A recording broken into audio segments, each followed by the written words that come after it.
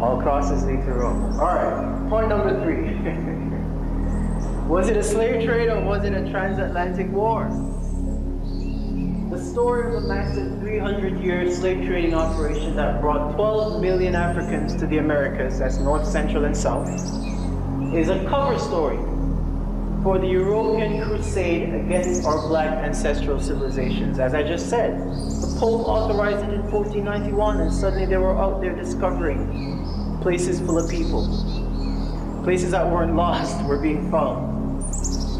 The slave trade was part of a centuries-long race war. Now this is powerful stuff. This is powerful stuff.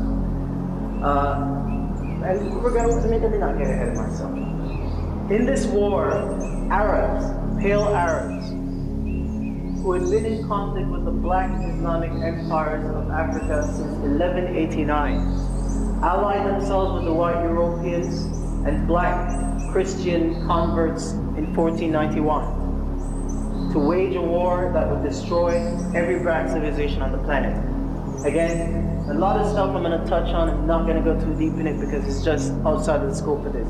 This transatlantic war combined military invasion and genocide with biological, psychological, social, legal, and financial tactics to achieve total domination over indigenous Nubian peoples. The defeated Nubians were captured as prisoners of war. Again, we go back to the Europeans and their wordplay. The people you are calling slaves are prisoners of war.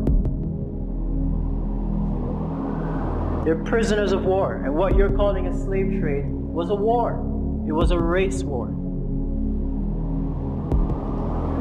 This strategy was done in order to dismantle families, tribes, and nations. You break them up, that's divide and conquer.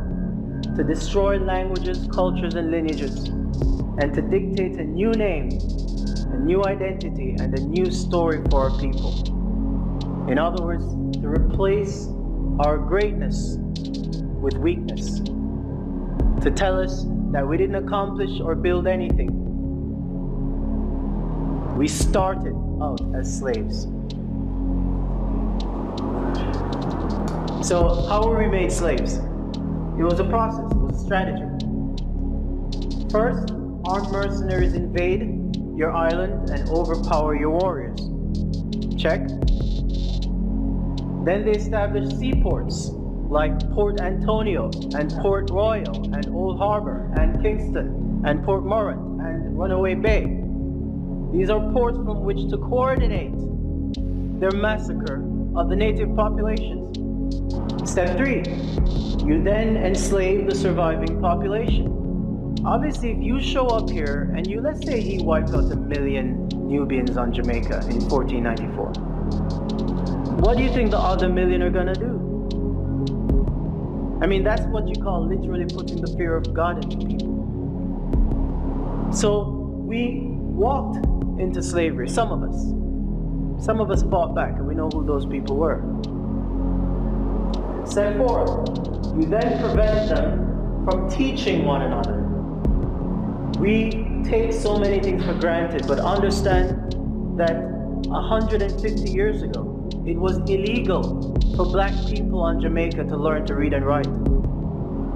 It was against the law to teach a Negro to read or write. Do not take it for granted, beloveds. Use your intelligence. And step 5, you impose a foreign religion that teaches the natives that they are savages and their invaders are servants of God. Now, I just want to say ahead of time, I'm not attacking anybody's religion. Because frankly, from my perspective, the blackness comes first. I really don't care what you call yourself. I call myself Buddhist.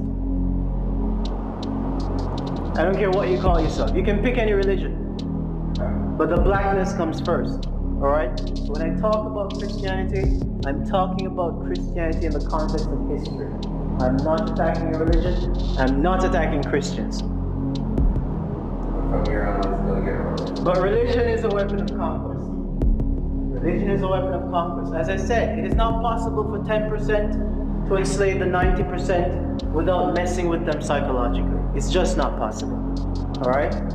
So this is where Christianity came in. Christian doctrine was used. Notice I said it was used. I didn't say that it taught this, but it was used to teach them that God, Jesus, looked like their slave masters. We all know the picture of white Jesus, right? This was necessary in order to convince us that our enslavement was the will of God. It had to be.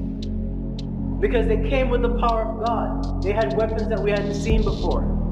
They wiped out millions of us. They put the fear of God inside us, and then they put an image of God.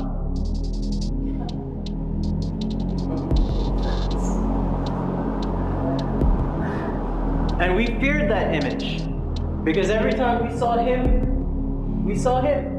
the slave master. Every time. Every time. That's why we were obedient, and it wasn't just that. But I want to show you that this is what makes this possible. You see that? This is from an island in the Pacific called Tuvalu. It's one of the last colonies that Britain conquered in 1968. Ain't that some shit? Right after we got independence, they were still going out there conquering more black people. They gave these people independence in November 1978, the year and month I was born. But of course, you know their independence doesn't mean anything, because this was taken in 2012. Do these guys look independent to you? Do they look like they want to be carrying around this white dude as their king? And make no mistake, we do the same thing on this island. We just don't put him up on the pedestal. And find it in the Bible, conveniently, is full of scriptures that